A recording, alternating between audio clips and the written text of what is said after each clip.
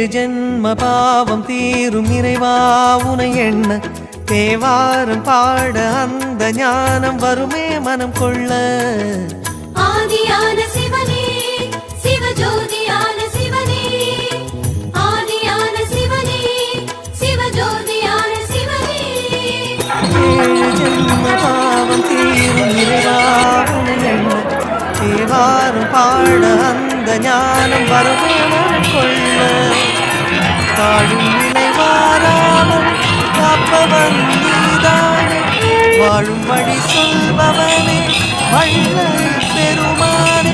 அண்ணாமலையானே அன்பின் பொருள் நீயே, அருணாச்சல சிவனே ஆற்றல் வடிவோனே, சக்தியின் கரையாய் பக்தியின் நிலையாய் தோன்றும் சுடரே.